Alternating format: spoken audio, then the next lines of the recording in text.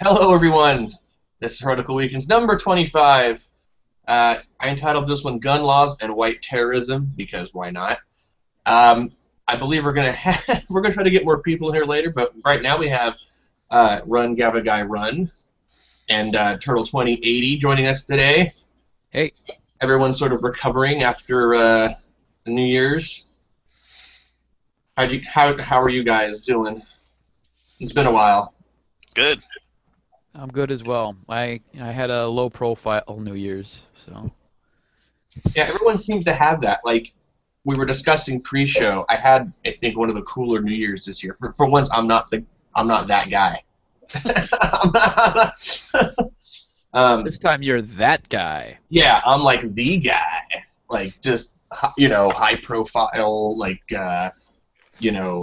Los Angeles, $100 cover charge, New Year's Eve bash, historic buildings, that kind of whole thing. Free booze, just I deserve a clap for that, but free booze and all that stuff. So Yeah, my girlfriend and I just binge watched The Leftovers. That was our New Year's Season one or two. season one. Uh, see, I can't. I was telling him I can't. I have not got into that show yet. It's very slow, and I don't quite understand the the people's mindset. Because when I first read the description, um, it didn't seem like it was very impactful. A spoiler alert, but I don't care. But isn't it like 2% of the population disappeared, right, or something Yeah, like it's that? not really a spoiler because I mean that's the That's the whole basically person the count. premise. So And then you're like 2%. Who cares? And then it's like millions of people or whatever. And then you're like, I go, well, who cares? I mean, well, the worst that happens is that it clears up traffic. You know what I mean? So like, it's just enough to like clear up traffic when you're trying to get to work. But do you? I mean, unless it's like your kid, like that with that first opening shot. I mean, And then I just didn't quite get the whole we're this cult, but we're not a cult, but we don't speak, and why would they even go there? Like, I don't know. Like, it just didn't seem like it would. If a million people disappeared, yes, it would make news and stuff. But I mean, I think we'd be over it in about a month. Well, that right? yeah, I mean I guess the idea is that because they're just they're not necessarily dead. So I mean that's the confusing part, and I think that is both what makes it kind of more reasonable that they wouldn't be over it, but also makes it harder to grapple with as you're watching it or to relate to, I guess, because I think I mean, and that's kind of the issue with that cult. Have you? I know you read the book, right, Cavaguy? yes. Have you seen this? Have you seen the show as well or not? I saw like one episode, I think. Yeah. And we actually talked about it on the Super Atheist Bros a little bit when it first started airing. And I had seen just a couple episodes, and I still don't love it. I'm just starting the second season, which I've heard is very good, and that it's kind of It's what, supposed to be really good. which is what got me interested in it again, because I was basically in the same boat as you, and I still wouldn't be like, oh, you got to go out and check this out. Having finished the first season, I liked it more as it went on, and there's a few parts in there that I really liked, um, but yeah, there's a lot of cults in it. Not that many that are focused on, but there's a lot of cults that spring up as a result of this. And the Guilty Remnant, that's the cult you were referring to, that's dressed in all white, and they Yeah. just kind of hang around. And the point of them is essentially to not let people forget about what happened. Which, Ladies and gentlemen, I just wanted to point out something that out of all three of us, Gavagai is the one that actually reads. So we defer to him for such things. Turtle reads too. well, audiobooks. I'm more an audiobook guy, but Yeah. um, Yeah, I'm more of a Pornhub man myself. I mean, I'm more of a New York Times guy myself. So, right. we- But anyway, we watched the first season and the first episode of the second season. It's okay. I'm still not in love with it, but I liked it more than I did when I first saw the first.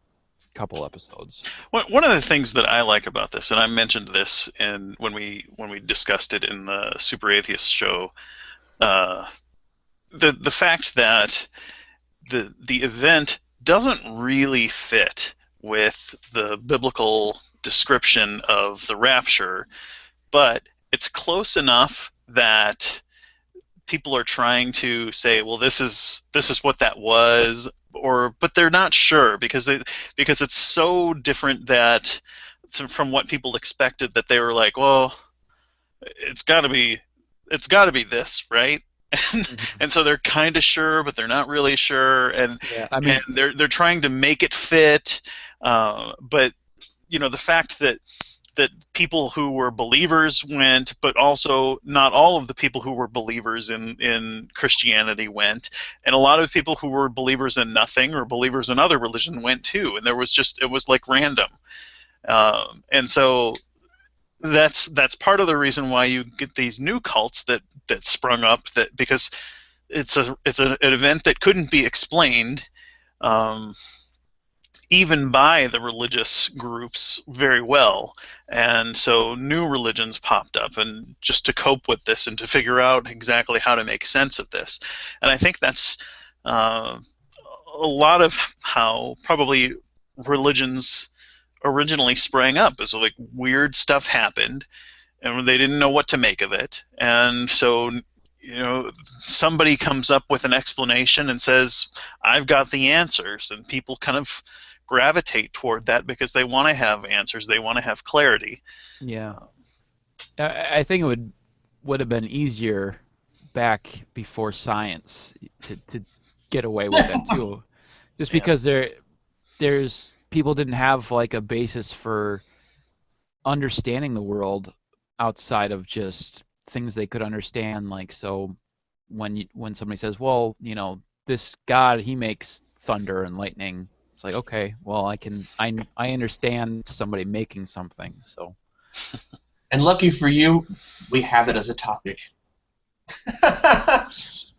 But as far as the show goes, I mean, season 2 is supposed to be phenomenally better. I mean, season 1 was supposed to be pretty good, actually, but season 2 is supposed to be like a 9 out of 10. Like the finale, especially, is supposed to be really good. So I'll try to get back into it, but I'm like, I actually, you said you watched the first 3 episodes, is that right? Yeah. Because I do think that third one is like the weakest in the bunch.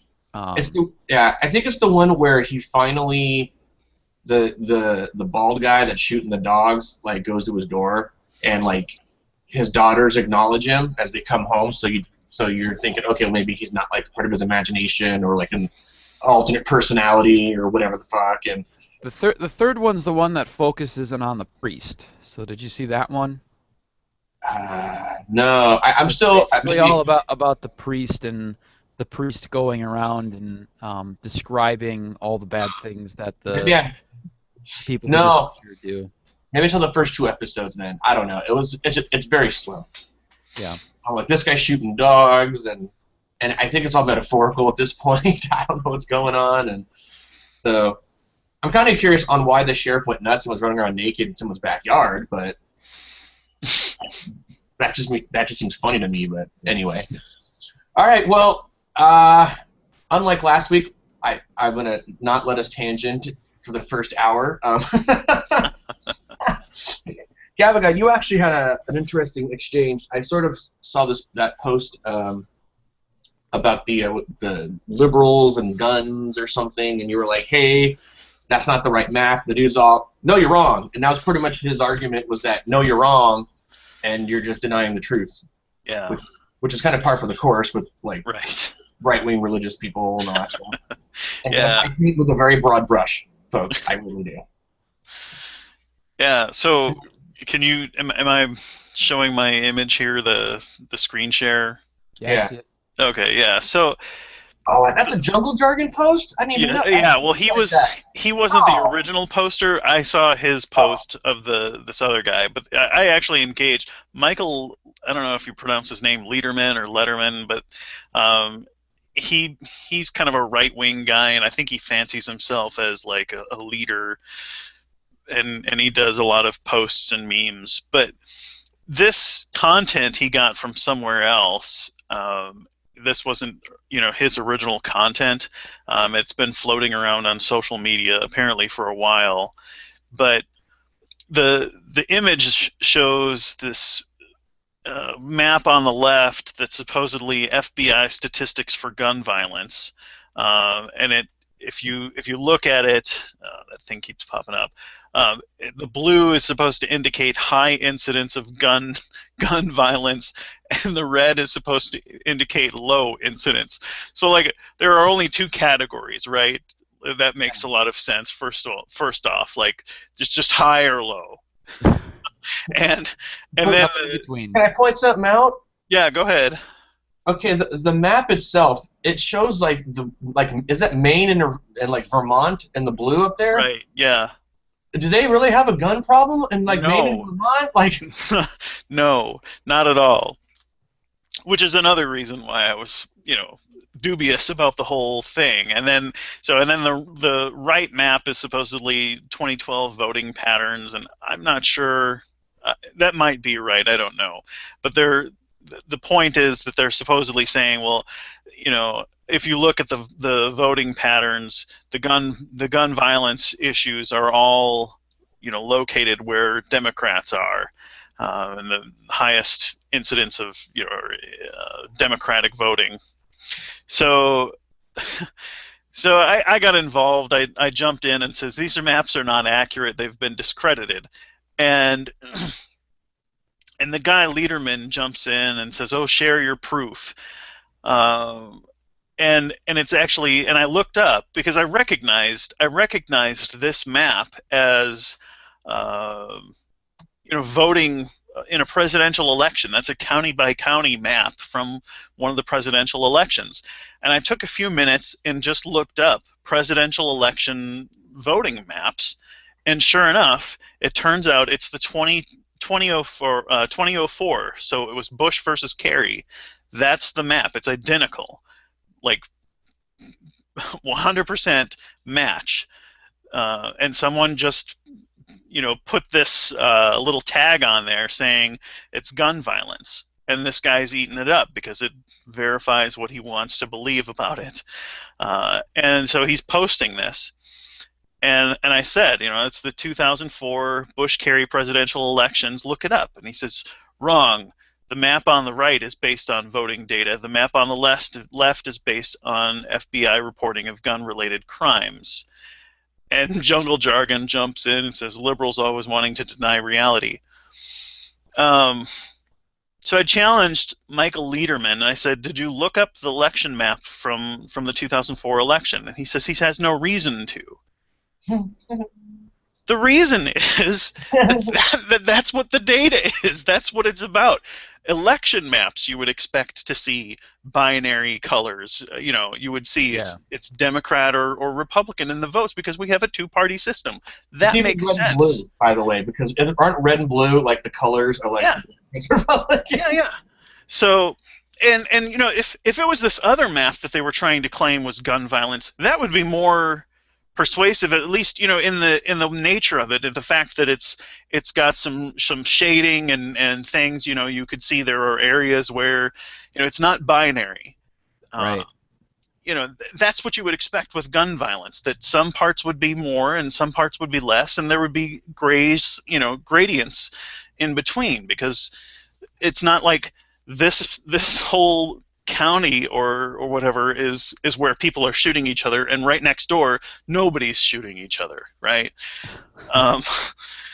So, and I challenged him. He said something about like, well, he's where did he say it? He went on. I don't need to go through this whole thing, but he went on and said that he used to work for the FBI, which I think he may be true, but he was acting like that made him some credible source. And I said, do you have the data from the FBI? And I even Snopes it too, and Snopes said exactly what I expected them to say. It's false. It's a hoax map. It's gone viral. blah blah blah, and they were saying Vermont had only 7 murders for all of 2012. So obviously, this is not accurate, and just the first thing that you kind of look at there, and you were right, Heathen, pointing that out too, and um, FBI crime maps don't break down county by county on a 2-color scale. So yeah, all of this stuff, and then it says, the gun violence map is actually a copy of the 2004 election map, and it gives a link to that, and yeah, so sure enough, obviously. And you know what's funny? The suspicious thing, if you bring that map up, and I know when I stop talking we'll see it, but most of Texas is not covered, which is insane to me for a gun law thing. You know what I mean? Right. Especially because Texas just passed the law for open carry this year, the end of December. Yeah. See, I don't know.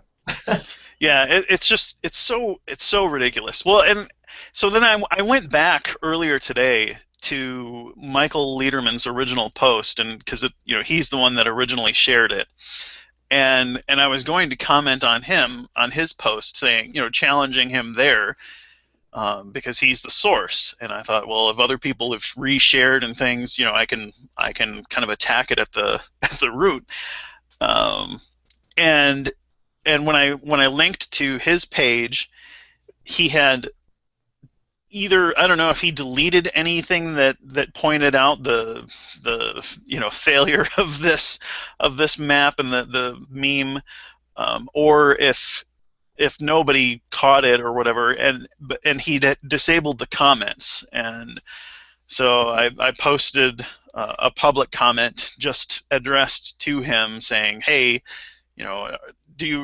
is it really that unimportant to you whether or not the things that you post are true? It's so disheartening and disappointing that people have that little integrity to keep their stuff honest and true. I shake my head. I just really don't understand that. Even when I was a Christian and when I was, truly committed to kind of the right-wing narrative and things, and thought, abortion is bad and we need guns and those kinds of things. I don't know if I was ever gung-ho about guns, but, I was definitely more right-wing at one point. I never would have sacrificed honesty and truth when it was pointed out to me that something I had thought was real was not. I would have gone along with whatever was shown to me to be accurate. Yeah, what's scarier to me are, because there's always going to be people that post stupid shit, or whether they're pose or, because I'm not even sure if this Michael Lederman's a real person, you know what I mean? Or it seems almost too extreme to be real, Not to me. but they don't their audience isn't really us. Even and I don't mean like atheists or whatever, or secularists, whatever. I'm talking about like just people that are generally educated and stuff. Their target are guys like Jungle Jargon, who just buy into shit that or they already believe in. Yeah. Well, it's disappointing that it's so effective, though. Yeah. Just how easily people do buy into that stuff. Because these are the guys like to me, guys like Jungle Jargon who are probably have one less chromosome than the rest of us. These are the guys that are dangerous to me, not the guy that posts the stuff. It's the guys that they rile up, like you seen The Godfather, right? Like the Godfather kept Luca Brasi around not because he's a fucking genius, but because he'll put a horse's head on somebody's bed or whatever. Like that's Jungle Jargon. Like they need those guys to buy into their shit. Even beyond just like people acting, is just the kind of zeitgeist of it that allows this kind of stuff to happen, and for people to pass laws and make decisions is the thing that bothers me the most. Is it just reinforces whatever they believe, and they ignore any um, counter evidence or arguments, and that it's just very frustrating to try and have discussions with these people about what our society needs to do. It just Well, completely undermines any kind of rational discussion. I mean, if he's a real person, I mean, if he's real, like this is really how he feels and stuff. I doubt, like, even if we passed that guy on the street, like, he'd be a crazy person to us. But and I probably wouldn't interact with him that much. If he was my neighbor, yeah, probably, maybe. But the idea that he asked you what your source was, and then just go, I didn't even look at it. Like, what's the point? Right. And then in the very next post, Well, he's hoping that there isn't a source. He's hoping that Gavagai is simply bluffing, essentially. Pulling stuff out of my butt. But Yeah. then I think in the next post or two, he starts just asserting stuff and doesn't post a source either. He just kind of they're just kind of like, yeah, like jungle jargon. What did he say? Something like liberals deny reality or something. Yeah. You don't even they don't even question their own source. Yeah. Just everybody else's. Well, and to be fair, everybody has confirmation bias, but you have to allow for challenges in order to make sure that you're not just completely jaded by your own bias. I mean, if I saw a map like that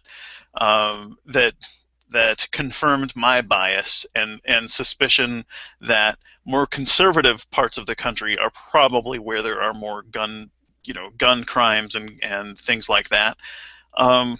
Yeah, I would more likely accept it because it confirms my bias. But if somebody challenged me and showed me, well, the data that this is being represented, I would look into it and I would see, because I want As you to know. did. Yeah, yeah.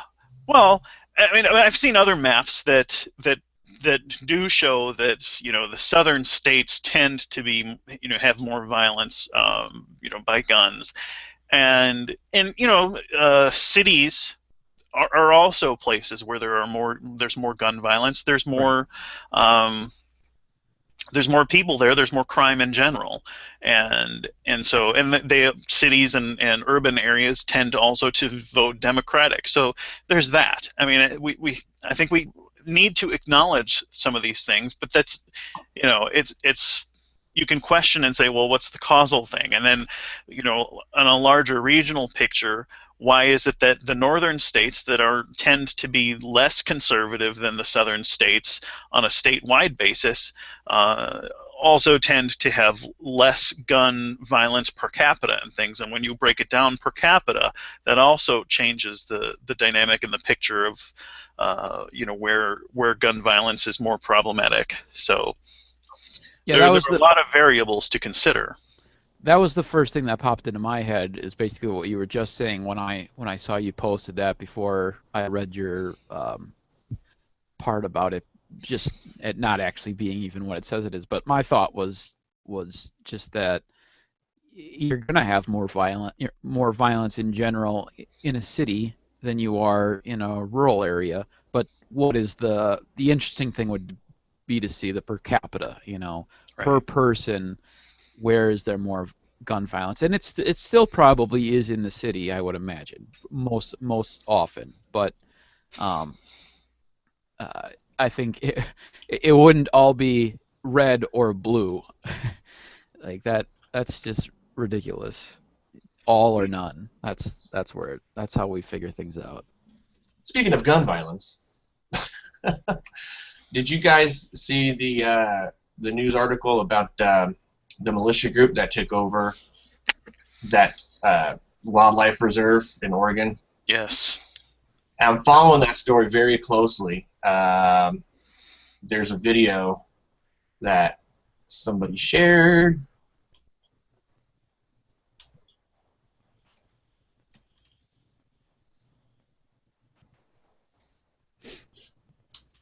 I mean, one of the tougher videos I've had to make.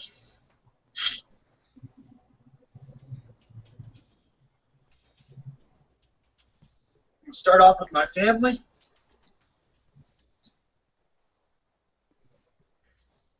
I love you. My beautiful wife.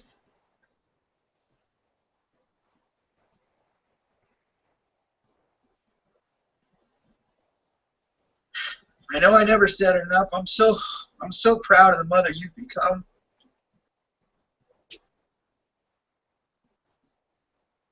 I'm so proud of you. You're such a good mom to our girls.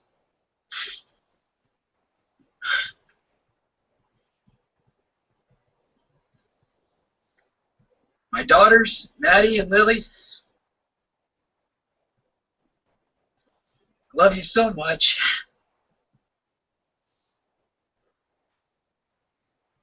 You're only 3 and 5 now, and you have no idea.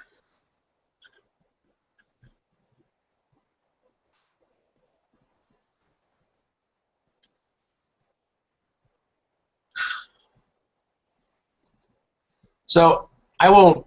It's a 13-minute video, but this guy is saying goodbye to his family as he drives to Oregon, where he was quoted as saying he's 100% willing to lay down his life in order to fight tyranny, which is a frightening prospect to me. I don't know if you guys are following the story, but there were 2 ranchers that were jailed. They turned themselves in.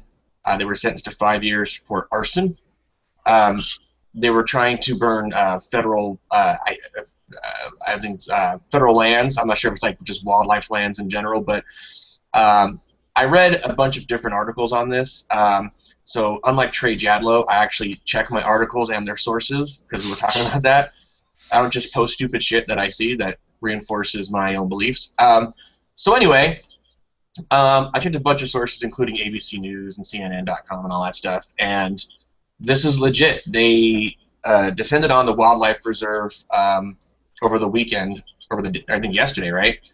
And it was closed. It was.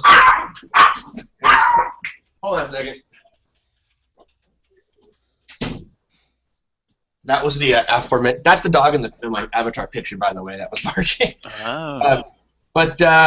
So they took over. It was closed for the weekend. There was nobody there. They took it over, I guess, essentially plopped down, and they said they're going to be there for years if necessary. And they made calls to other militiamen across the country who, much like this gentleman, is willing to go and die for tyranny, I guess.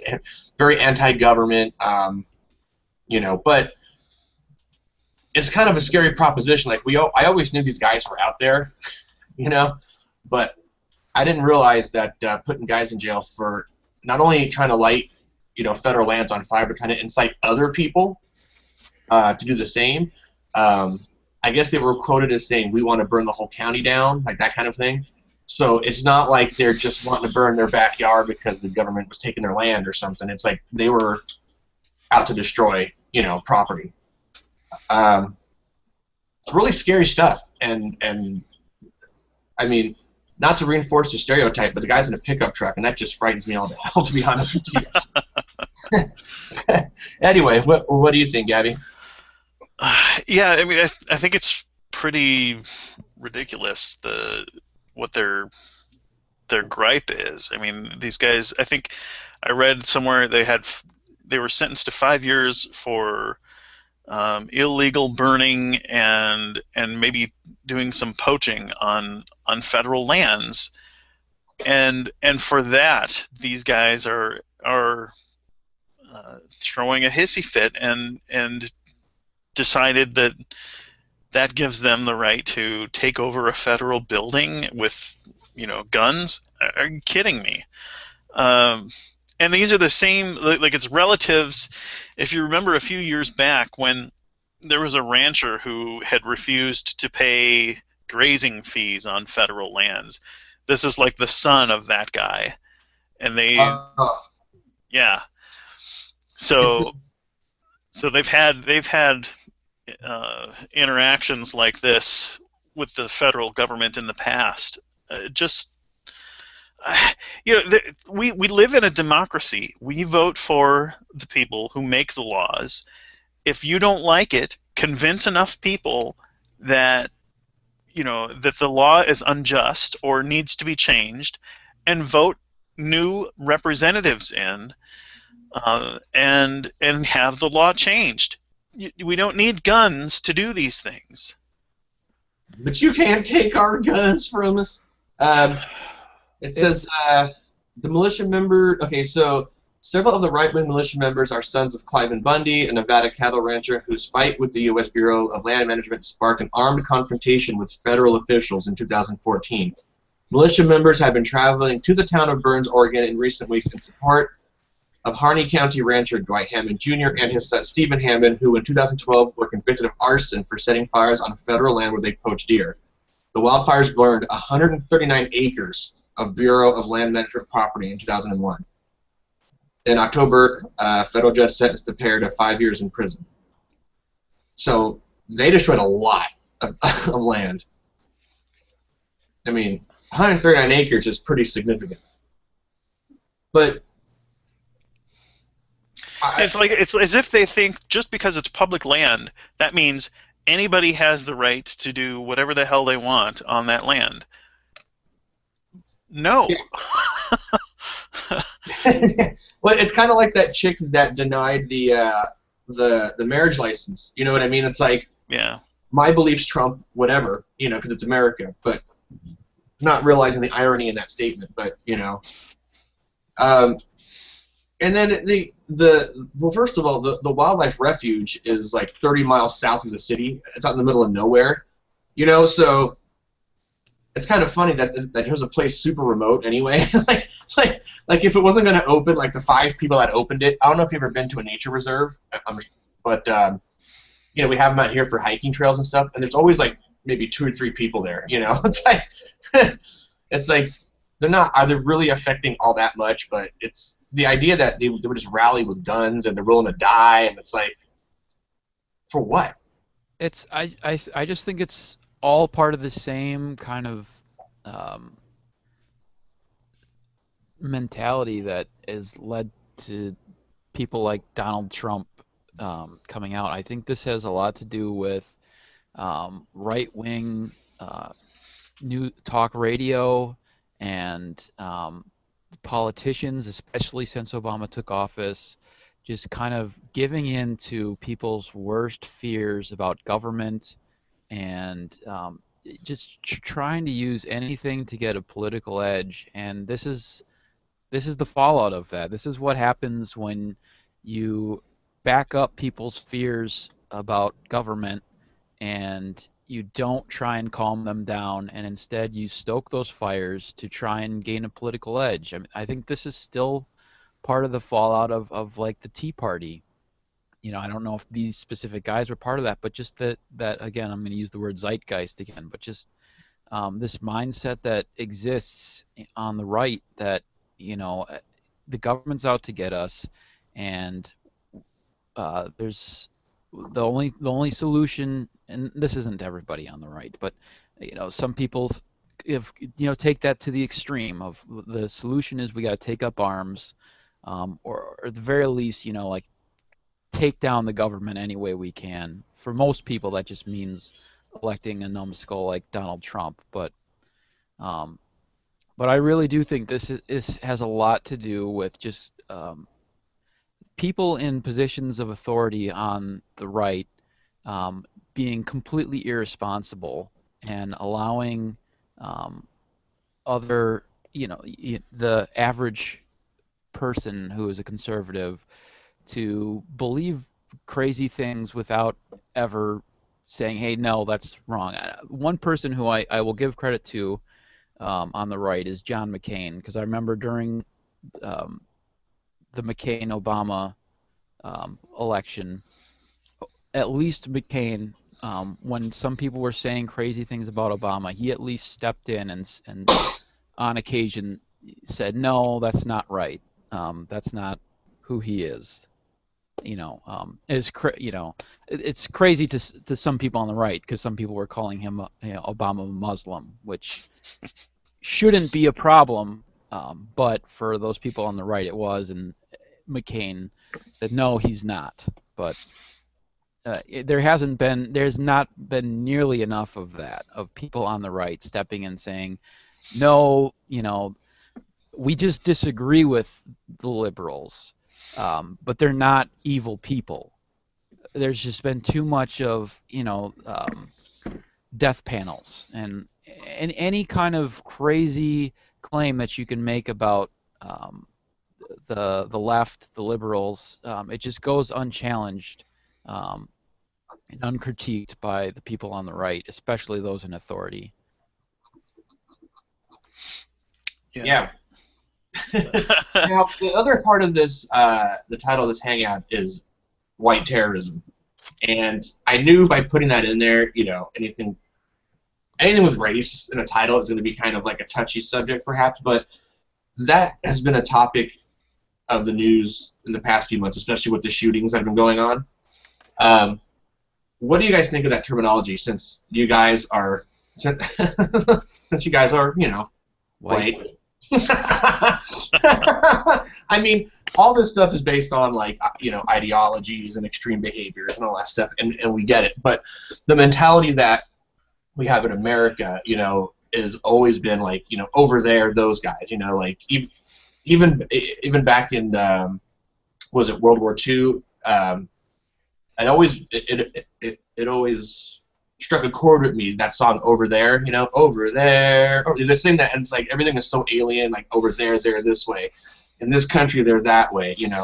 But now that we're experiencing some, random acts of violence, in the name of various ideologies, from what we would consider to be, although kooky and crazy looking white Americans. What do you guys think? I personally, I think it's, I don't know, I've heard a lot of complaining on the right that about Obama not using the term terrorism with regard to the shooting.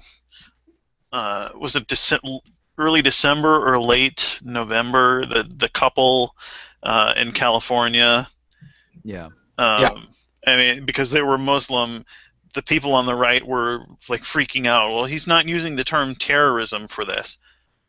Okay.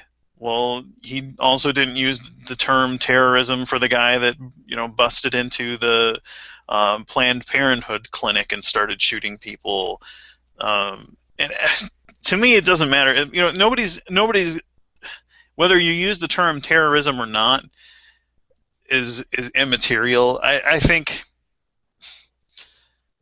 there probably are reasons to call it one thing or another from a political and leadership perspective, and maybe things that I haven't thought of or whatever. I don't know, and it doesn't matter to me.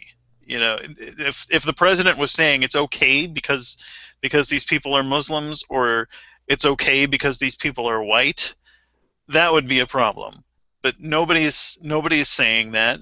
They're calling all of the different incidents of gun violence bad, and the bigger issue is how do we deal with these things, and how do we address the problem in ways that don't discriminate against certain groups of people, and in ways that don't also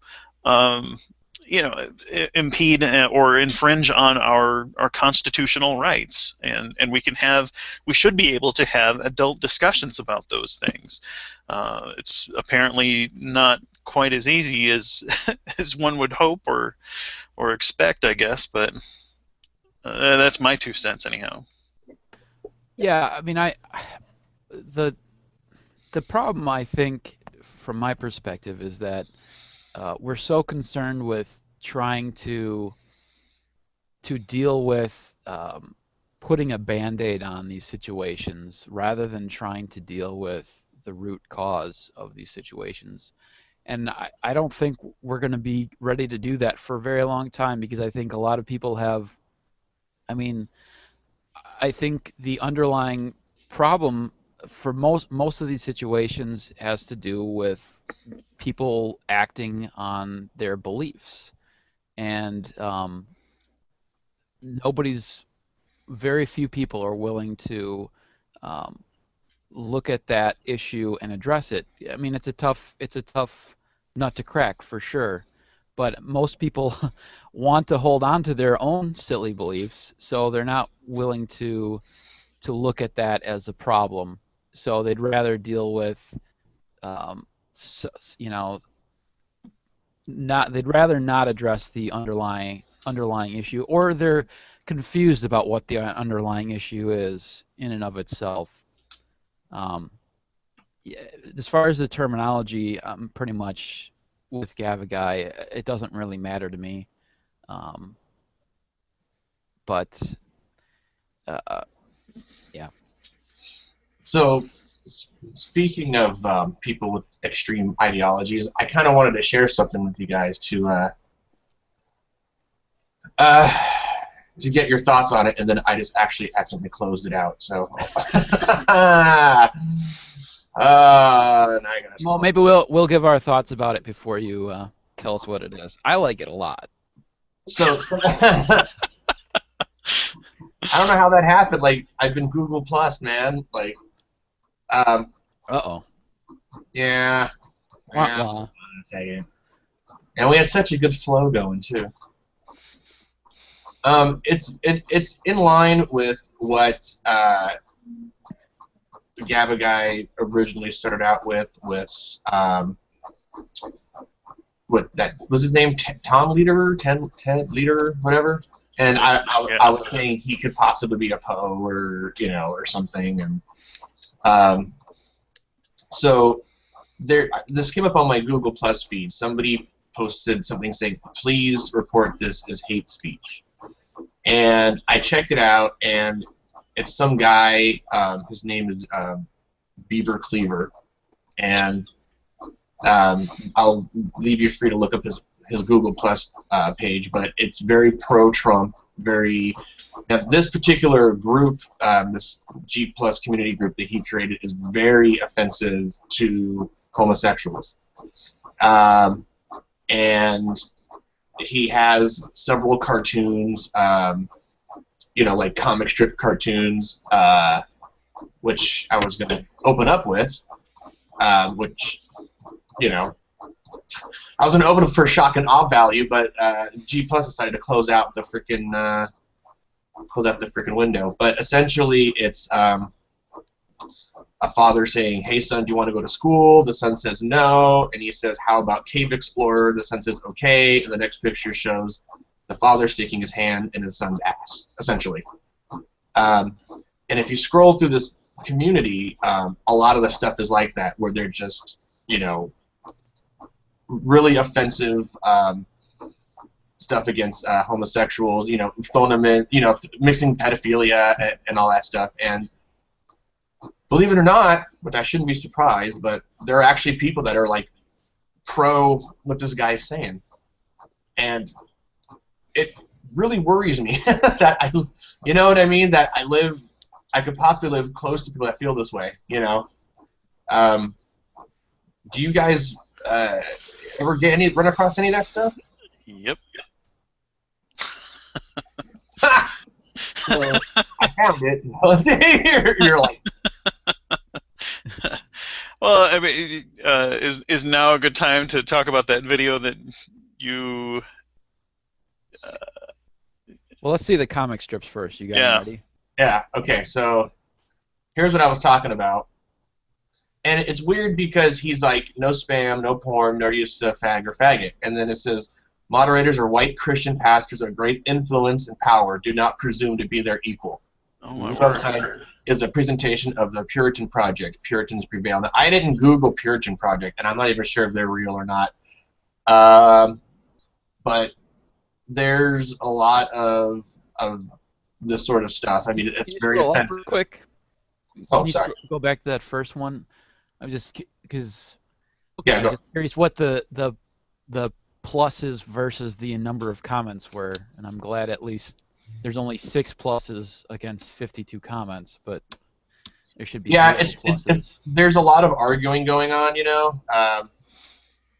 back and forth between these two. Like this, I was reading some of this, and it just got stupidly insane, and there's a couple of other things where like this one's another retarded one. I'll let you guys read it. Hey kiddo, I'll show you a cool magic trick. Do you feel my finger in your butthole? I do, Uncle Terry. Ta-da! Ha ha! Wow! I can still feel your finger inside me. And it's like his memory traumatization. Um, but just stuff like that, and this he shows like prolapsed colons, rectums, which is disgusting. Which I never actually seen a picture of. Here's I'm your father. No, I'm your father. Who's my father? How to confuse an innocent child. Just Oh, poor child. it's right, exactly. I'm just like I'm all well. He's They living in should, a nice house. This table looks pretty wood, so it looks like they're well dressed, like they have money. they could take that picture, add another person behind the kid, and one of them saying, "I'm the Father, I'm the Son, I'm the Holy Spirit, and we're all the same person." And then how to confuse an innocent child. Yeah, I Underline mean, caption. a lot of swastikas. This was pretty funny. Obviously, that text was added, but it says your new commercial with two dads makes me sick. And I'm not sure this is real, but Campbell's customer service says, "Hi Kim, if you're feeling sick, I suggest enjoying a delicious can of Campbell's chicken noodle soup."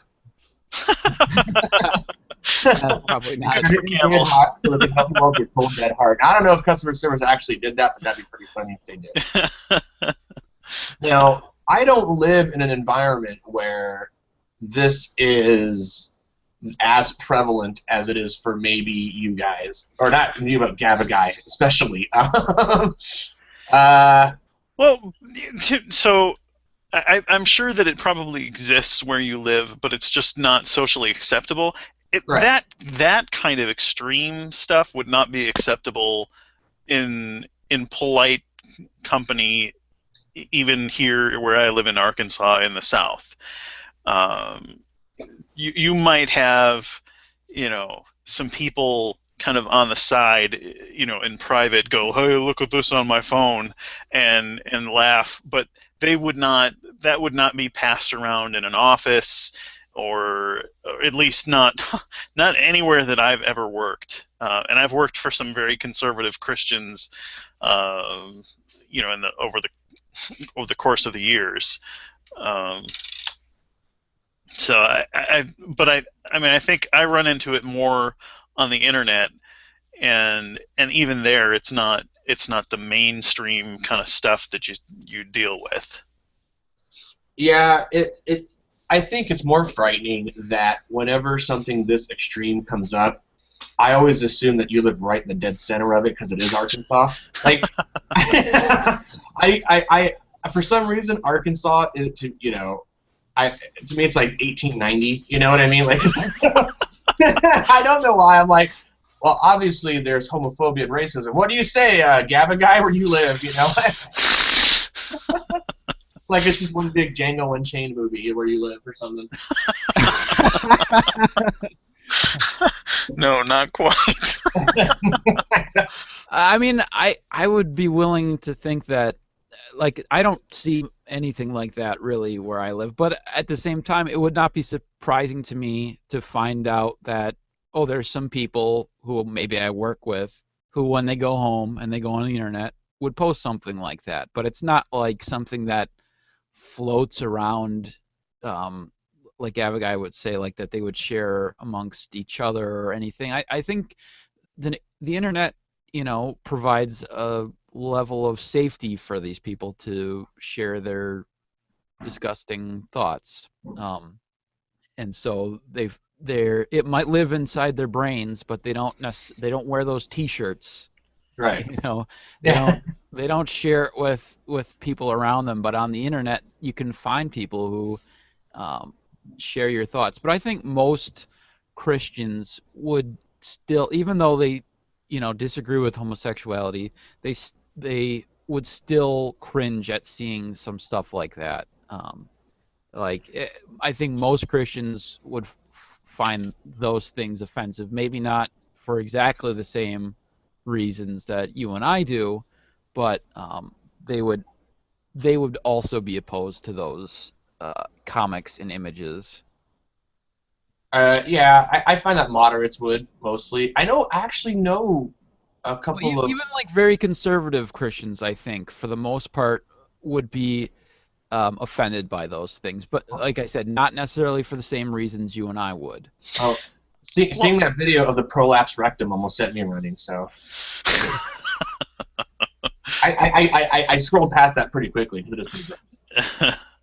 Well, and another thing is that the nice thing about the internet is that it affords us the opportunity to bring these things out into the light of day and show why they are wrong. So, even in that first post that we discussed earlier about the gun violence maps, even when the original poster disables comments and tries to prevent the light of reason and evidence to penetrate into his content, we can do other things to expose and to we can have a conversation in a video. I can post on someone else's post where the comments aren't disabled and discredit those things and so.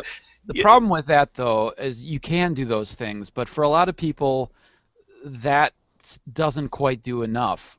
Because there's still that they get when they see somebody who's already on board with an image like that sees that image, it reinforces their belief, and even if you demonstrate to them, well, this isn't true, it does like if you're looking at a mirror of how confident they are in their beliefs about something like that, that image bumps it up 10 notches, and then you come and you say, hey, look, this is wrong, and when you doing that takes it down 5 notches. So there's this lingering effect of still it reinforcing their belief, even though it shouldn't at all, and in fact should detract from their belief because people have to lie about this. But it still has that effect, which is bothersome. What's weird is that even in the you were saying, even if Gavagai, posted a link saying, here if this is a voting map, it's wrong, blah blah blah. Not only did the guy refuse to look at it, or he at least claimed not to look it up, but the people that follow or buy into it still would oppose that, and not even necessarily because Gavagai was wrong, just because what he's saying is sort of against what they already believe in. Right. Which is insane to me, but yeah. So, speaking of which, I will segue. Speaking of crazy people with fucked up ideologies, fuck Arcane Logos. However, this time I'm talking about Trey Jadlow real quick. Did you see my post, Gabby, on I asked him, Trey Jadlow, how many people has he converted with his contingency argument? Everyone who hasn't rebutted it. Yes, everyone who has not. So, for those of you who don't know who Trey Jadlow is, he's some dude who makes teeth and uses R.C. Sproul's contingency argument for the existence of God, which was rebutted in 50 billion hangouts because Trey is desperate for attention and was lonely and needed something to do with his life other than make teeth. And so he got passed around like a drunk hooker on prom night, and he essentially looked foolish pretty much in most of the hangouts he was in. Dare I say all of them, because his argument is full of holes. And so he's kind of a joke now, and no one really joins hangouts with him unless they don't know who he is. We had a little exchange. I asked him How many people has he converted with its contingency argument? Because he was already a believer before the contingency argument, so it's not like it's actually all that compelling. And his response was, as Turtle said, anyone that has not rebutted my argument. Explain to me this logic, somebody. Explain this to me. And you're the head of the pack of people that have been converted, right? Yes. Oh, yeah, yes, I'm the head of the pack.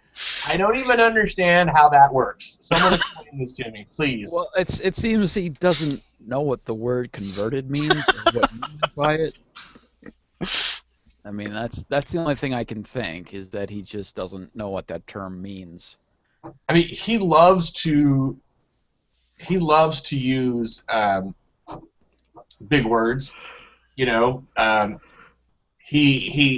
think he uses them mostly incorrectly. As people ask him questions and they ask him to define things, and he really doesn't have a good answer for them. It's a lot of word salad and stuff that doesn't make sense, and non sequiturs, and then people asking about the non sequiturs, and then he answers with another non sequitur. I mean, am I pretty close here, Gabby? Or Yeah, I think that's right.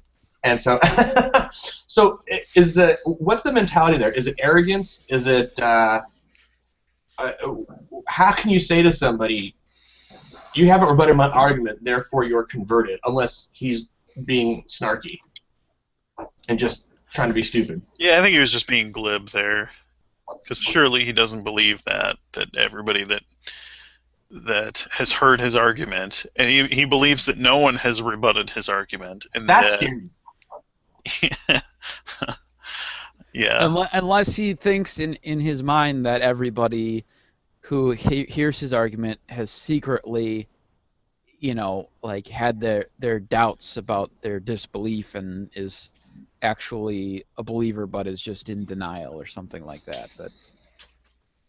That's a pretty big leap to make.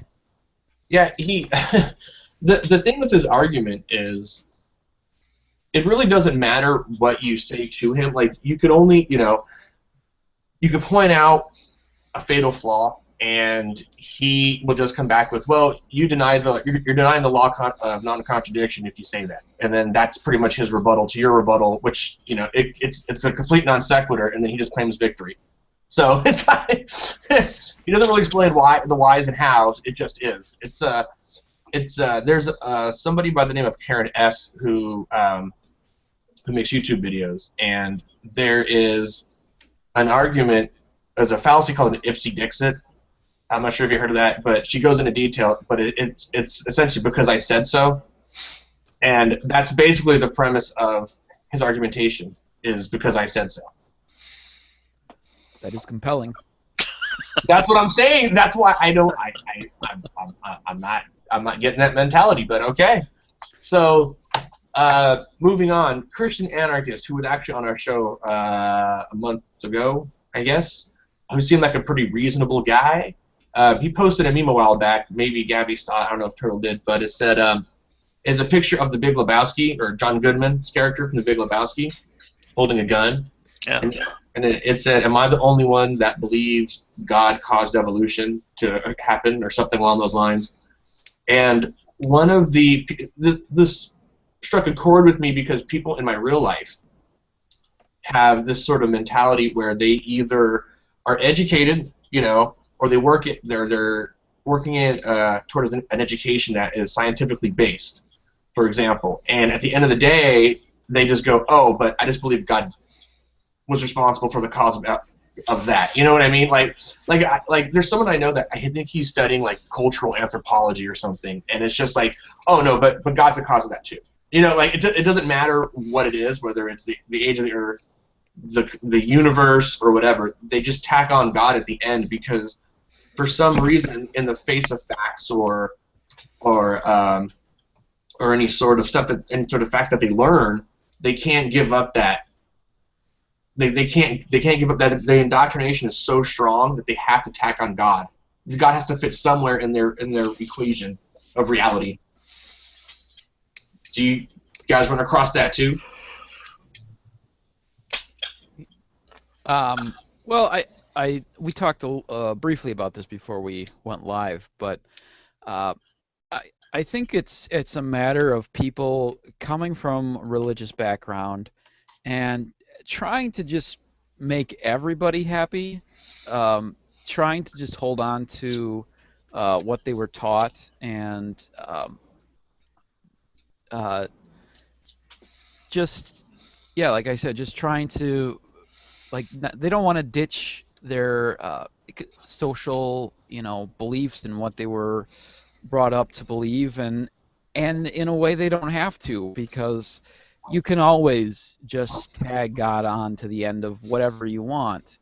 Um, no matter what we find out about reality or evolution or abiogenesis or the Big Bang, or there will never be a point um, where you can't tag God on to the end of it and say, well, okay, now we understand that the Big Bang was caused by X, but God is the cause of X. So, and if we find out, well, there was Y that caused X, we can always tag God on to the end of that. There's never going to be a point in which that's not a possibility. So they're able to do that, and it I think it just makes their lives easier, because then they can still go to church and still be part of their Christian families or whatever, and still uh, work with science and work with modern thinkers about reality. I think it's just easier for them to do that. Well, and I think there's some degree of just discomfort, and I think it's kind of the fear of the unknown. There's this desire to have some benevolent force always kind of watching out for you, and that's comforting. When you start to when you've depended upon that your whole life, the idea that it might not be true, I think just really it's scary. And on top of that, there's, I think, for a lot of people, this fear of hell that compels them to reject any questioning of that whole worldview, on top of just the maybe lesser fear of Being alone. being alone and on your own. Um, so It's kind of funny. Sorry, I didn't even. No, go ahead. It's kind of funny because I've been to a funeral, and where everyone's religious and stuff, and they talk about heaven and hell or whatever. Not hell so much, but heaven. Like it's Tennessee, like it's a real place that you can just drive to, and in your head, in the human psyche, you kind of just like, when you hear about it as a real place for so long, like that becomes the norm, right? Like you sort of step back and go, oh wait, they're talking about some like probably some imaginary place, but it's this idea that they're looking at a body, and they're saying, oh, my loved one is in, this better place, you know what I mean? But they act like it's fucking Disneyland, like you can just go there, and it's reinforced over and over, and I think it's a lot of the cognitive dissonance where it makes them so uncomfortable to think that they're not going to this place that everyone that they know that they were raised around believes in is not there, and they're not going to see their loved ones, and they're not, they have to hold on to the dream, in a way. The problem that I have is, and I try to explain this to this person or these people, a couple people, was when you have God as an explanation, as a panacea explanation, then it really explains nothing. It doesn't really explain anything if God explains everything to me. But yeah, well, I don't know that they look to. I don't think modern people, especially those kind of people that you're talking about, are really looking to have an explanation, or to use God as an explanation. I think um, it's essentially like you grow up and you're told that Australia exists, and so that's just something you assume exists. You've heard it from people who you trust and you believe, and you have no reason to doubt them. And then you get older and you find out, oh, there's, you know, now I'm switching to God here. I'm not talking about Australia anymore. But you find out that maybe there's some reason to doubt this thing, but you've heard it from people you trust, and it's I don't think that these type of people are looking um, for the most part, and they're not holding on to this belief because it's an explanation. I think they're holding on to it because of the psychological issues that, or just it's doubting it is basically doubting your family and doubting uh, your peers and anyone else who's ever and all these people who have no reason to lie to you, um, your pastors and whatever. Um, I think there's a strong desire to believe these people, because they have your best intentions in mind, or you have every reason to believe they have your best intentions in mind. Yeah, but I guess I'm just. I mean, when I went to school, I walked into the first grade or second grade. There was a map.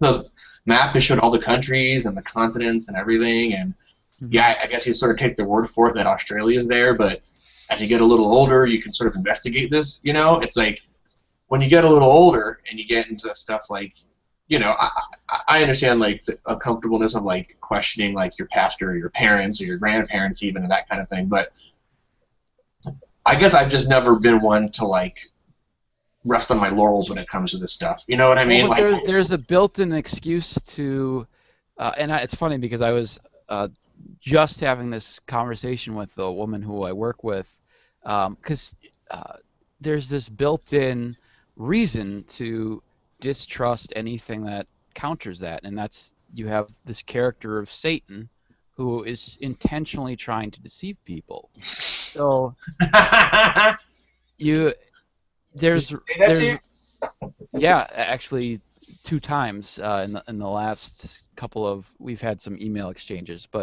um, but you have this built-in reason why there would be some counter arguments, that you should maybe distrust the counter arguments because Satan is trying to deceive you, and she's not as sophisticated as some other people who might argue.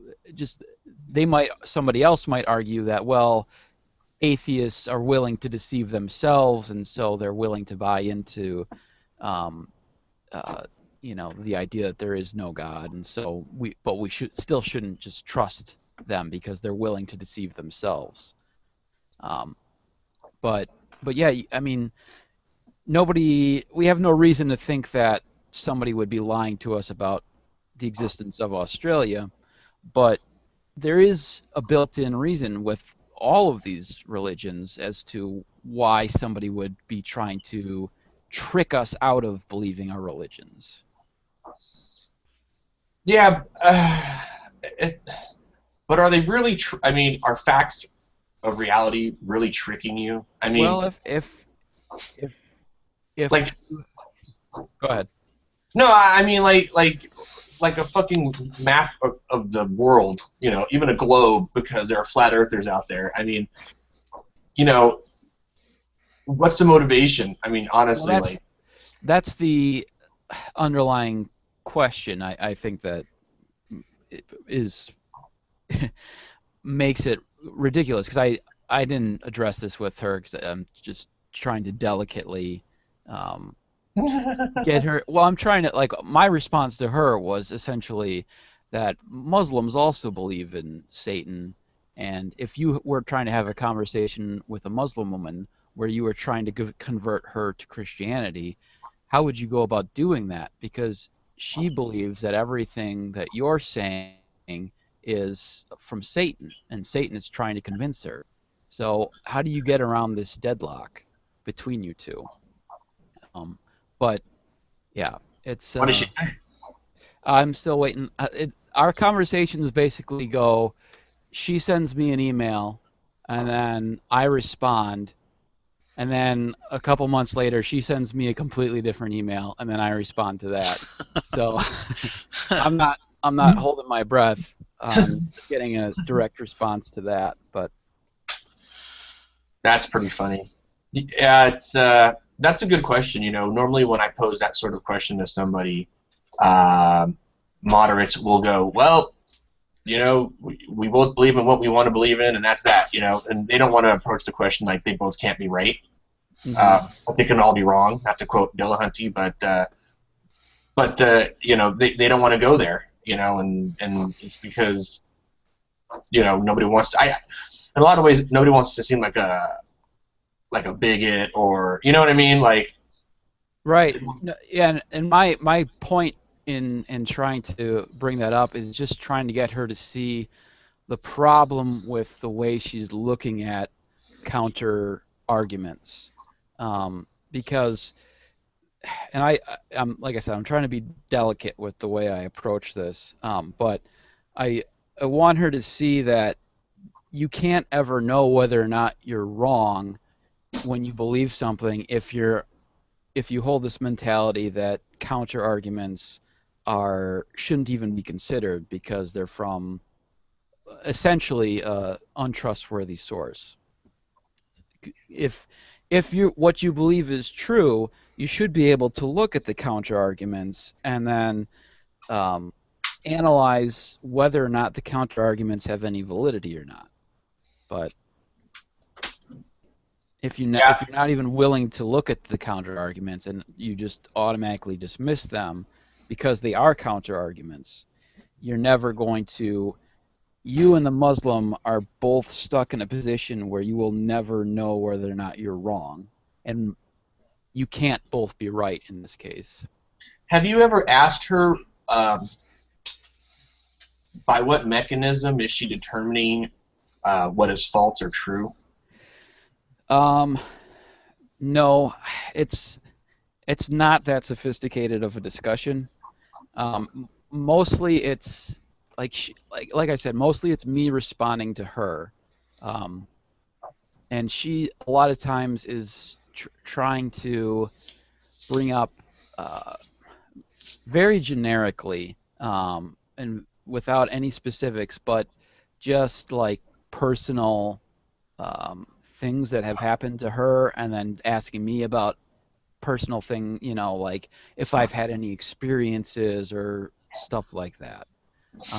So, but she in both this most recent email she sent me, and then in one that the previous one she sent me, she in both those cases she brought up. I think she said, "Oh yeah, the enemy is a liar." She said that. Is that Satan also, or? I'm sure. I think she called him Satan or the devil in the previous email, but in this one she referred to him as the enemy. But yeah, But how so does she determine that where she got her belief or quote unquote, dare I say, worldview isn't from the devil? yeah, it's I'm trying. Like those like the big trouble for me is like trying to figure out how I want to just plant seeds of doubt without. I feel like if I push too hard, it's just going to wash over, and she's just going to ignore the whole thing.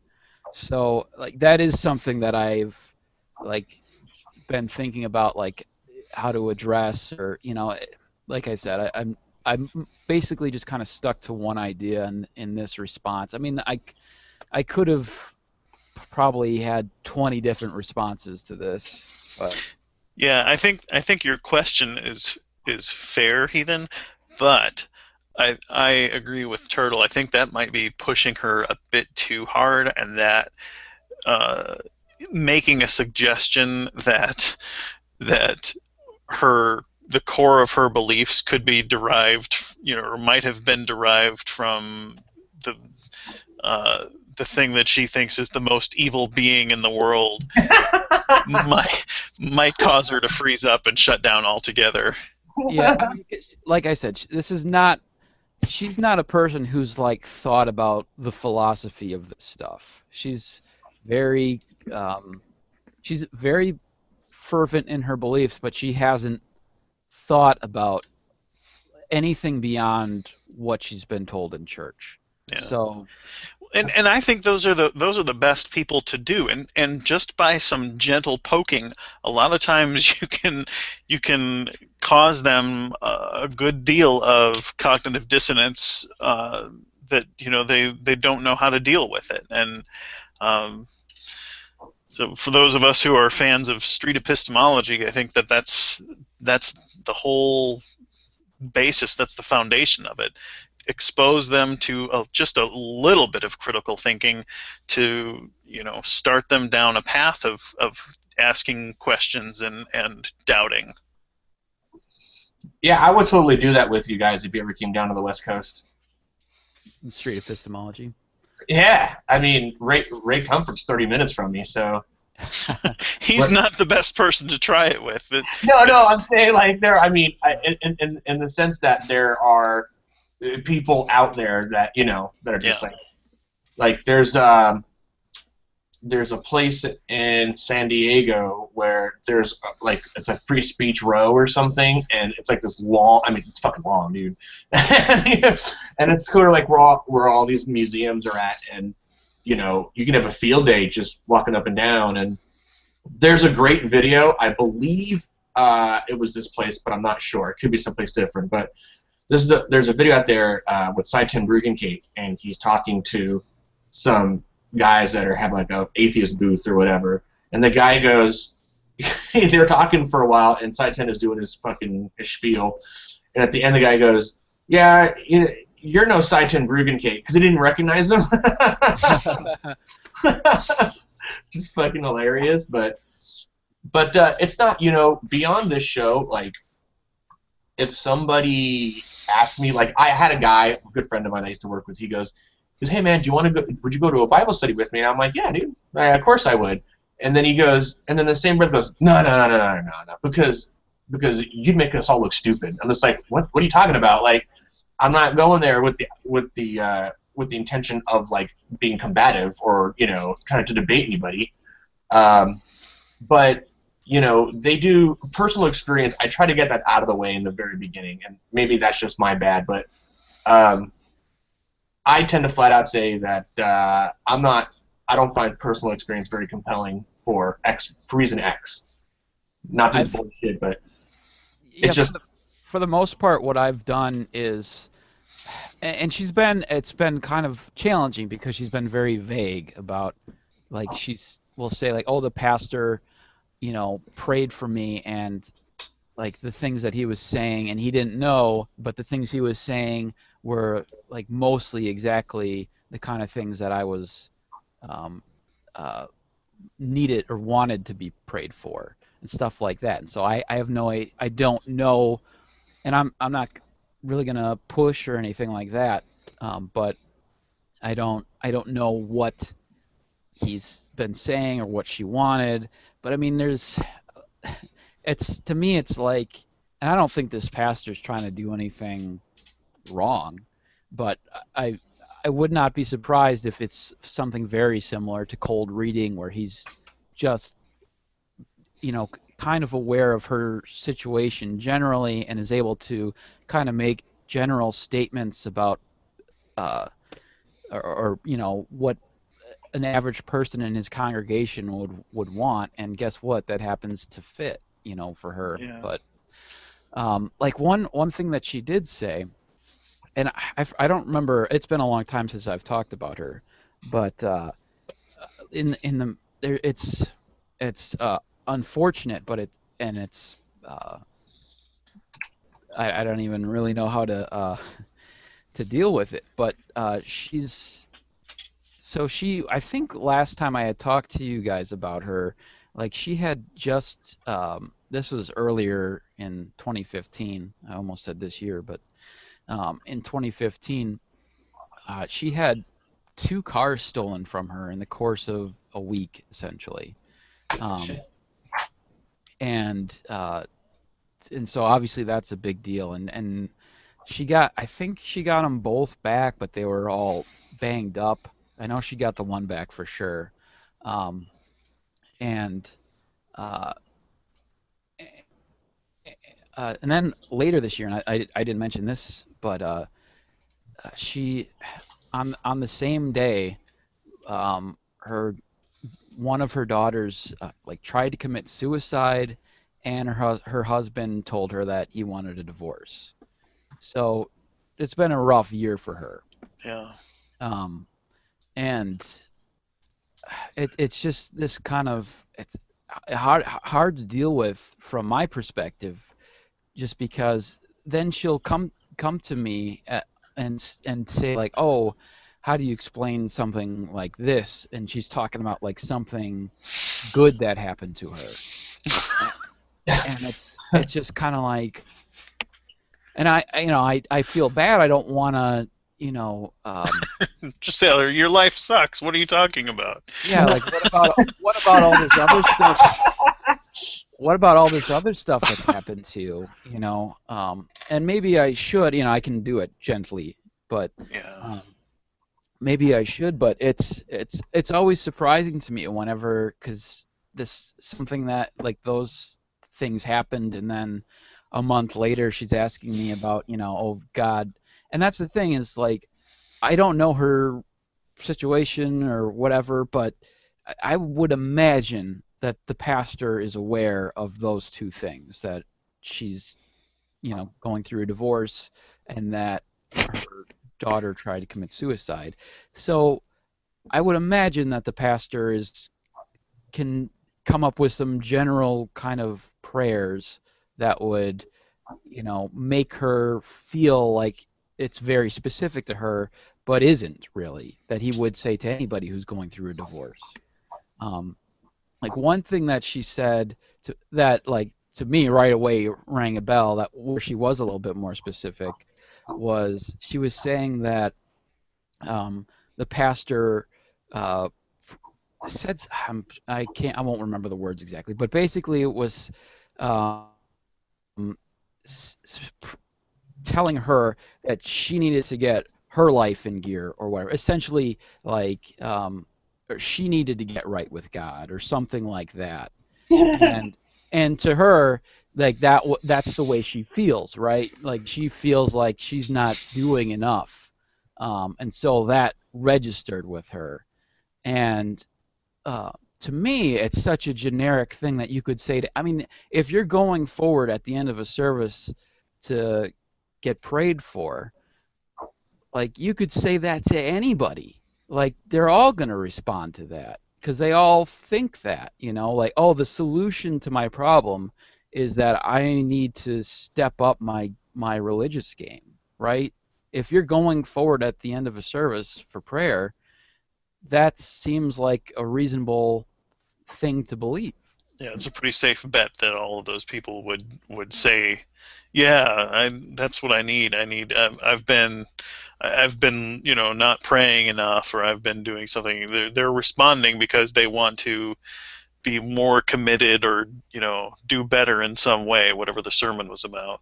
And that's one thing that she's like has kind of been a theme within her exchanges with me, is how, and I part of me thinks that this is her trying to relate to me, or how she thinks I feel, but like part of a fair amount of her discussion with me, whether it's in person or via email, is about how she, will, okay, she'll have some doubts or whatever, or won't be doing X enough, religious whatever enough, praying enough, or um, giving her heart to God, or whatever the case. Um, but then God still um, bestows on her this, she recently, maybe a month ago, had what she considered to be like, was touched by the Holy Spirit or whatever. Um, and so, like, but there is this kind of uh, undercurrent of just her not doing enough or being good enough. And like I said, I think part of that is her trying to relate to me, like what she thinks I think, like, oh, I'm not good enough or whatever.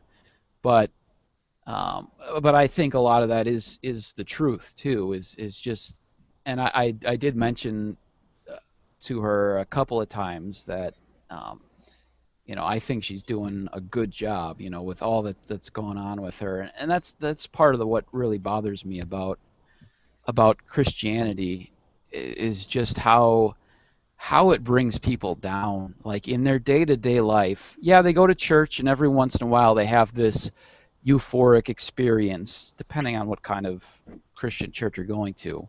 But like, just in what leads to that euphoric experience is that you feel progressively worse about your life and what you're doing or not doing in relation to Christianity and Jesus and God or any of that. And so you go through this cycle of, oh, I had this great experience, I feel good about myself and God, and then you slowly get away from that, and then you feel bad about it, and you're not doing enough, and you feel guilty about it, and then you have this experience again, and you just go through this cycle, and that's one of the things that bothers me the most about it, about how uh, it's like a drug. It's you have these experiences and it feels great, and then you go on with your life, and then the next time it's not quite as good, and eventually you get old and confused, and you're just stuck with it, and you're not going to change at that point,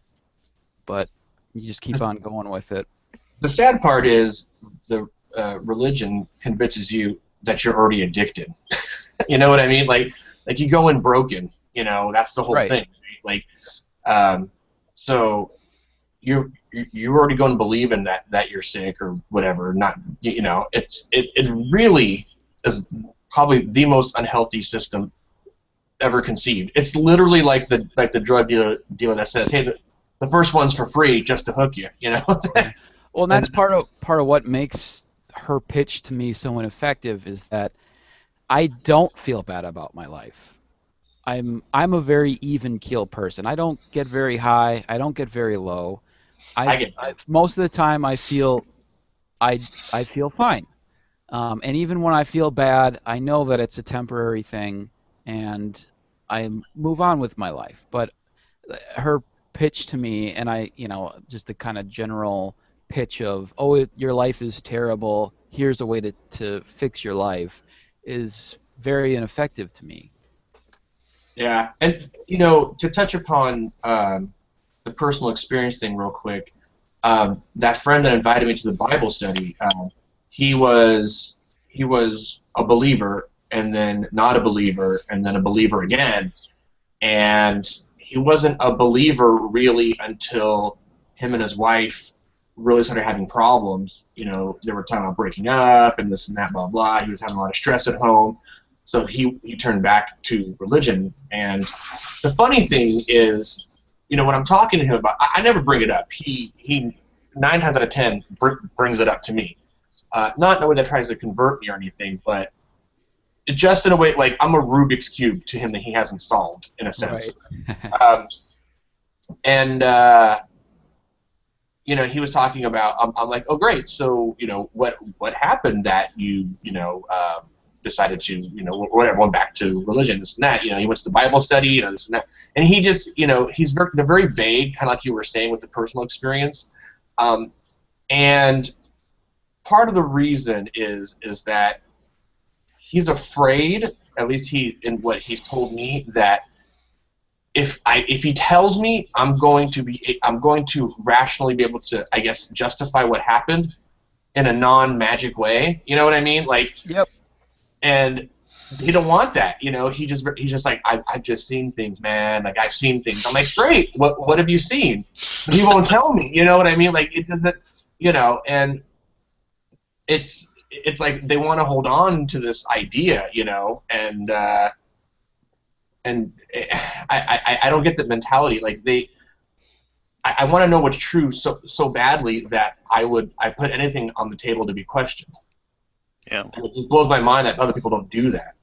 Yeah, I've been engaging with a pastor on Google Plus who, every time I try and challenge, he posts a lot of content, and a lot of it is scripture verses and things, and so stuff about heaven and hell, and I'll just drop a comment just to fishing just to kind of see if someone will bite on my question, and I'll get some people once in a while, and the pastor himself engages with me quite a bit too. So but his whole thing is, well, it's not religion, it's a relationship with a living God, and blah blah blah. And I've asked him, I've gone this route of where I've said, well, why is it that you think that you have a relationship with a God? And I've given him some examples of different kinds of tests that he could do to see. I said, well, for one thing, if you have a relationship with an omniscient deity, he should know something personal about me, and you could ask him to tell something very personal about me that nobody else would know, and and he said, no, that's not blah blah blah, and That's then not how it works. right, It's not yeah. like a friends network, Yeah, Gavin. exactly. Or I said, well, if you have somebody that who also has a personal relationship with this deity, we could do this test, and we could put, the two of you in separate rooms, and I could ask you the same question, and we could see if the deity would give you guys the same answer. And if you both have a relationship with the same being, you should get the same answer to the same question, right? And of course, that's no good either, and you're not supposed to test these things. Yeah, And I knew that was coming. right, yeah. So, well, then what evidence is there then if we can't go about this? Well, he said that his evidence for his relationship was an incident that he had, I don't know how many decades ago, but it was a while ago, and I think he was involved in either drugs or gangs or something like that, and then there was a situation where somebody was trying to shoot him, and they shot like 6 times and none of the bullets hit him. And I don't know, he said from close range or something like that, and so he knew that. Wait, is Pulp Fiction based on him? Probably, but that's his evidence for a relationship. Well, how does he know that there's it's the Christian God that did that, or that was responsible? How does he know anything about the cause of the reason that person wasn't able to shoot him? I mean, if he was a gang member shooting at him, he probably did that fucking retarded thing where they hold the gun sideways, so the bullets are like flying all over the place anyway. Yeah, who knows? And then on top of that, to say my relationship is based on this one event of something that I just can't necessarily give a naturalistic explanation for it. That's the basis of your relationship? That's how you know you have a relationship with this deity that supposedly created the universe? That doesn't seem... I doubt that he even really thinks that. I think in that situation he's just looking to give you like something that you can't explain to him. Yeah. And to be fair to him and other people like that, it's like they feel like they have a relationship because of these experiences, like when they go to church and the pastor reads a scripture or says something and they feel it's meaningful to them. Yeah. That's when they feel like, oh, God has just spoken to me. Or those kinds of feelings, like that they feel like they have a relationship. It's because of these internal feelings that they have that are corresponding to their church or religion or whatever. Something similar sort of happened to me, and I think I may have told this story a long time ago.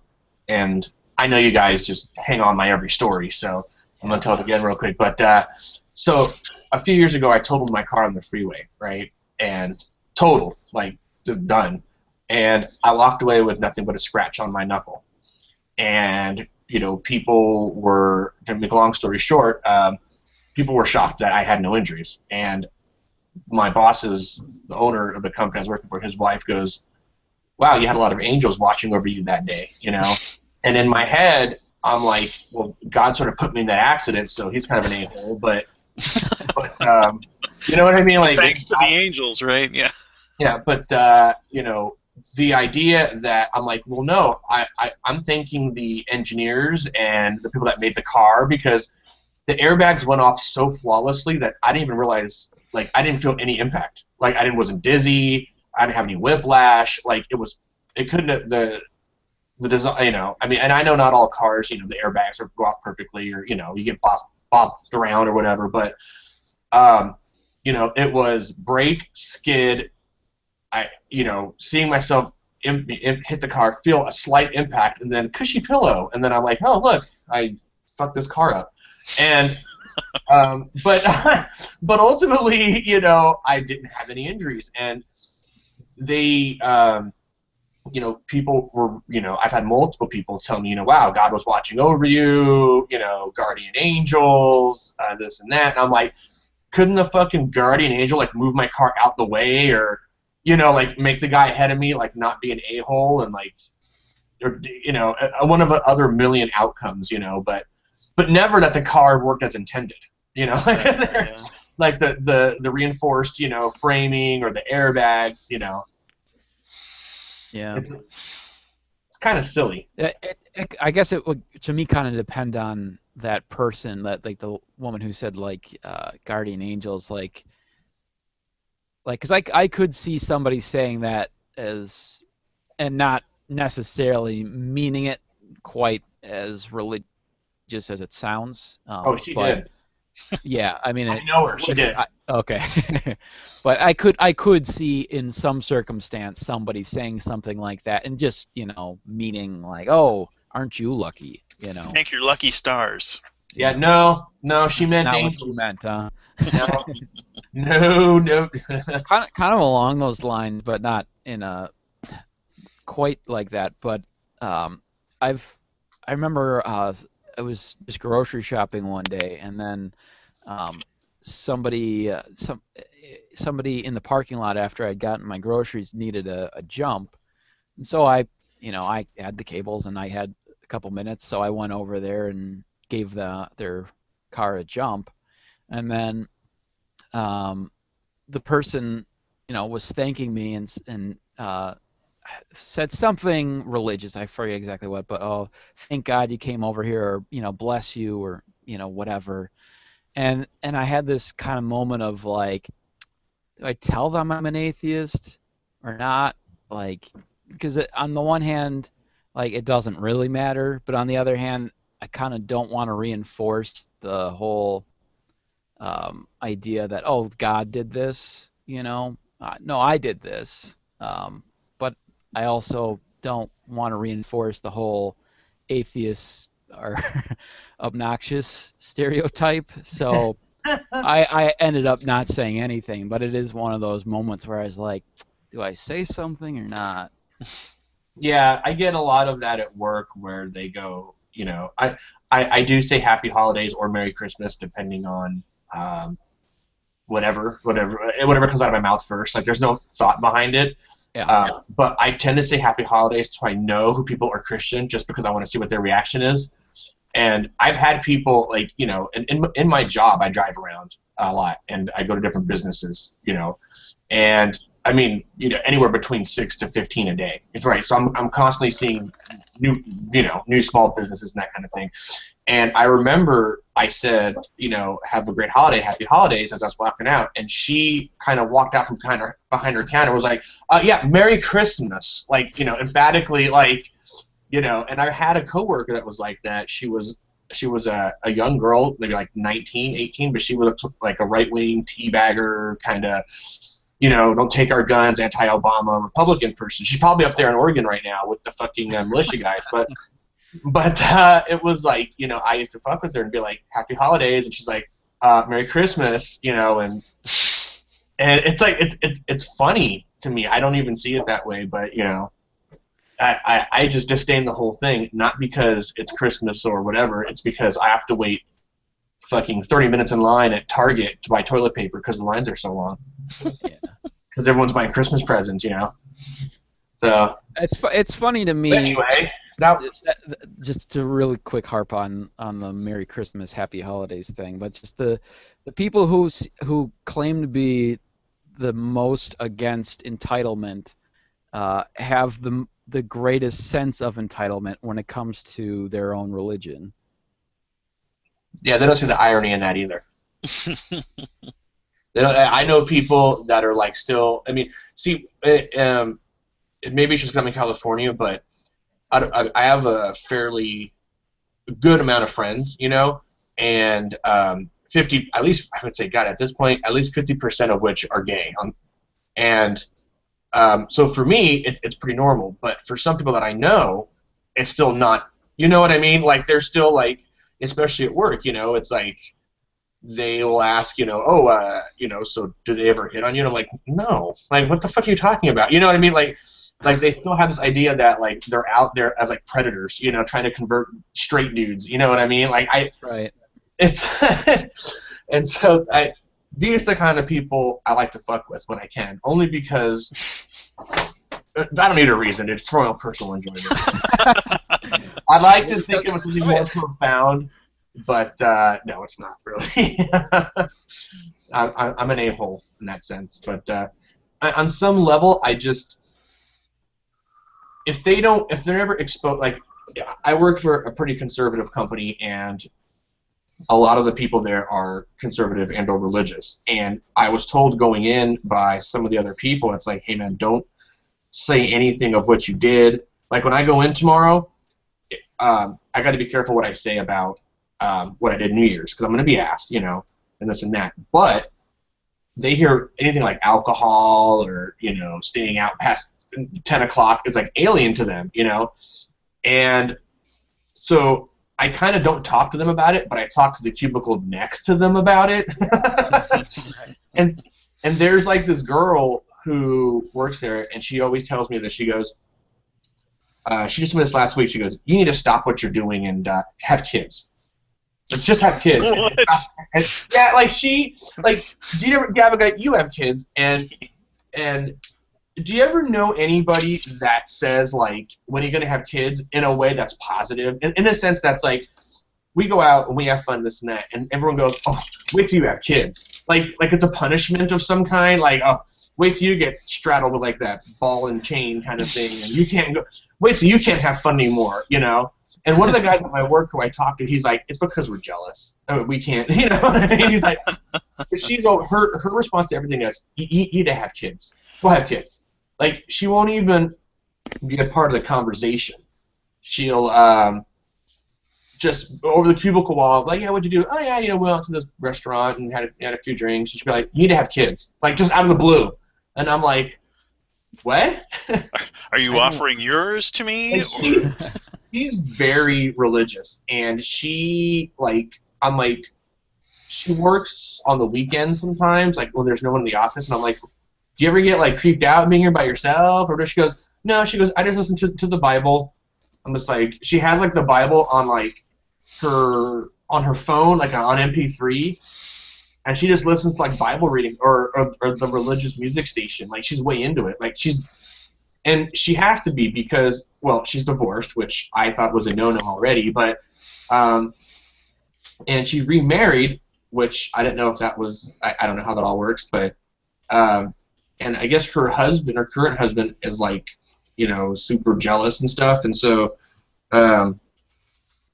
she has a lot of stuff going on, but she seems to think like having kids is it to be fruitful and multiply? Like, if I'm not having kids, I'm not doing what God wants. I don't, or the way she made it sound is that if I have kids, I'll calm down and not do sinful things. It's kind of the impression that I'm getting. Have you guys got, I mean, not you because you have kids, Gabby, but Turtle, have you got any of that? Not so much lately. At my old job, it wasn't so much about having kids necessarily, but getting married. That's kind of the was kind of the push, but not at my current job. People mostly leave me alone, except for when they're trying to convert me to be a Christian. Yeah, I love when people go like, they look at me like, yeah, how long were you with your girlfriend? And I'm like, about 6 years, or 6 years, and like, wow, when you get married, I'm like, I always go, why ruin a good thing with marriage? And they look at me like I just punched them right in the nutsack, or whatever, and like, because they're married generally, and no one ever seems like they're really excited about it. I mean, I'm sure there are exceptions, but I'm saying like they make it sound like it's this lockdown and this wild and crazy life, this wild and sinful life that I'm living will come to an end, and I'll be closer to God or some. Well, it wouldn't surprise. I bet you there is something to that because I feel like there are not people like us, but people who are not religious probably wouldn't call themselves atheists, but who aren't religious and don't concern themselves about this discussion at all, who especially when they have kids, maybe not so much if they get married, but when they have kids, they suddenly start taking some of that religious stuff more seriously because they think they're supposed to. Like getting their kid baptized and stuff, and Sure. I mean, there's different sects of Christianity believe in different things, but just in general, like just going to church, even I think is something that some people would do once they start having kids that maybe they wouldn't do otherwise. yeah, like I've heard some people say, once I have kids and experience the miracle of childbirth, like I've heard a few people say, I was like you, and one thing that really annoys me, which I find really condescending, is when someone's like, I was where you were a year ago, or like, you know what I mean? Like they have some epiphany that I don't have, some information, some truth that I don't have, and but anyway. And then I saw my son or daughter being born, and then I realized that, XYZ, God exists or something, or, something more. When I Something saw more their than, head being squished as they came through my wife's vagina. yeah, and, I've seen, I mean, I don't have any kids, and but I've seen childbirth videos, and it looks frightening to me. It looks like in Aliens when you see the mouth of the xenomorph for the first time? That's what it looked. I was like, oh my God, it's like it doesn't seem like it's like, man, this is a miracle, It seems like a biological function to me, like Yeah, but it is a biological function, but I could imagine people having, you know, because it's part of our evolution, our biology is to care about our offspring. So I could see people having some sort of emotional reaction that they think is, you know, Spiritual. yeah, spiritual is a good word. Thank you. So I could definitely, like, especially if you haven't had children before, like going through that for the first time, having some sort of reaction that you believe is spiritual, I could see that having an effect on you, especially if you are, like I said, like somebody who doesn't really concern themselves about religion, but maybe you have some kind of, you were brought up like with your parents believed in religion, but they weren't super into it. They would take you to church every once in a blue moon. And so you vaguely believe in it, but you don't really concern yourself about it. And then you have this experience, and suddenly you take those things more seriously. I think a lot of people, not everybody, but a lot of people do feel a greater sense of obligation to take care of themselves and their family once they have a family.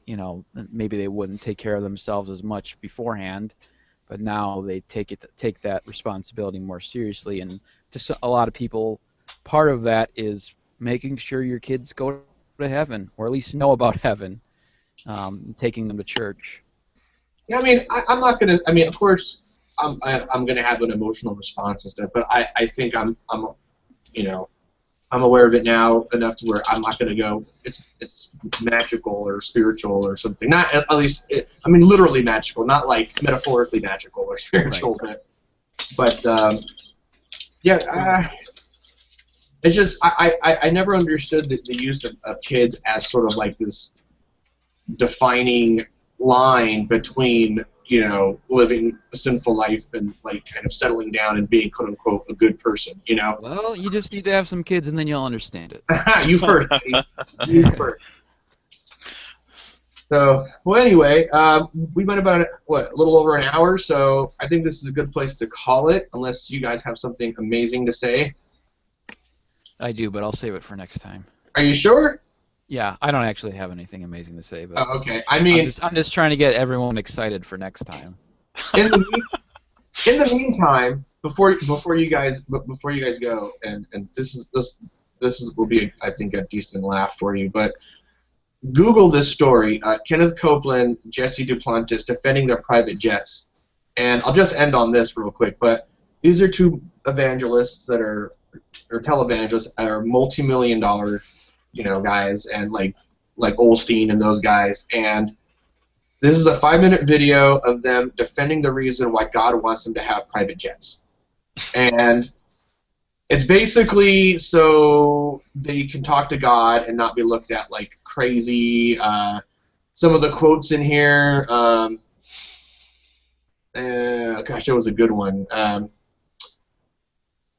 Demons are traveling on the commercial airliners we all use. Yes, demons. And so there's a lot of gems in this video, and I wouldn't get a chance to get to it today, but if you have some time, watch that because it's pretty hilarious. So with that, I will end the broadcast. Thanks for showing up, Gavin Guy and Turtle. Do you guys have anything to plug, since I am terrible at remembering these sort of things? I don't. You get any debates coming up? Anything else going on? Watch all of the stuff. Yeah, watch all That's of good. Gavin Guy's videos and plus one them immediately. We'll be back probably on the 17th of January. We will see you all then. Thank you for all our viewers. All our viewers. We'll see you next time. Bye.